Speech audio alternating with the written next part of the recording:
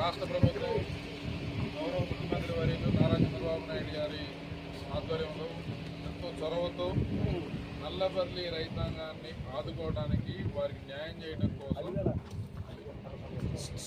రేపటి నుంచి పూర్తి స్థాయిలో నల్లబర్లి కొనుగోలు కేంద్రాలు ఆపరేట్ చేయడానికి సిద్ధమైన ఏర్పాట్లు కూడా అన్ని పూర్తయినాయి.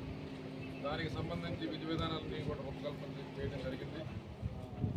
ఏదైతే రైతాంగం మొత్తం ఆశించిన మేరకు వారి యొక్క పరిస్థితులను అర్థం చేసుకున్న గౌరవ ముఖ్యమంత్రి వర్యులు చంద్రబాబు నాయుడు గారు ఎంతో గొప్ప మనసుతో 300 కోట్ల రూపాయలు ఈ నల్లబర్లి పొగాకు రైతులను ఆదుకోవడం కోసం ఈరోజు బడ్జెట్ శాంక్షన్ చేయడం జరిగింది. అలాగే ఇంకా అవసరమైతే ఒక 1000 కోట్ల వరకైనా సరే డబ్బులు ఖర్చు పెట్టి రైతుల దగ్గర ఉన్న ఈ నల్లబర్లి పొగాకుని ప్రభుత్వం మార్కెట్ ధర కొనుగోలు చేయడానికి నిర్ణయం తీసుకుంది.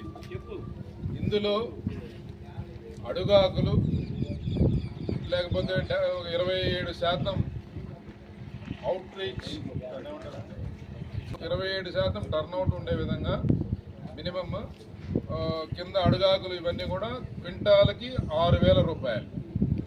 అలాగే మధ్యాకులు టాపాకులు మంచి నాణ్యతతో కూడినవి 20% కన్నా తక్కువ నెమ్ము ఉన్న పొగాకుని రైతులు పరిశుభ్రపరుచుకొని ఈ యొక్క ప్రమాణాలకు అనుగుణంగా తీసుకొస్తే అది ఆ గ్రేడ్ 12,000 రూపాయల క్వింటాలకి. రెండే రకాలు.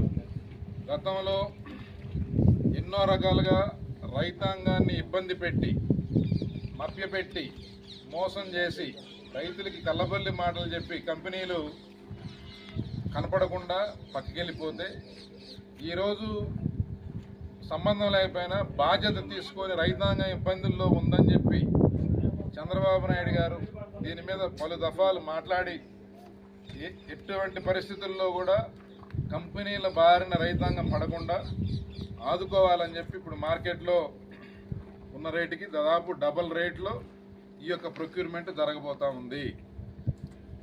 ఎన్నో సంవత్సరాలుగా రైతాంగం మీద వ్యాపారం చేస్తున్న కంపెనీలు ఇకనైనా సరే కొంచెం మంచి హృదయంతో ఆలోచించాలి. భవిష్యత్తులో ఈ పంటను కాపాడుకుంటే విదేశీ మార్గద్రవ్యాన్ని 10 మందికి ఉపాధిని కల్పించే ఈ పంటను కాపాడుకుంటే రైతాంగంతో పాటు రైతు కూలీలకి ఇతరత్ర కూడా ఎంతో బెనిఫిట్ జరుగుతుంది.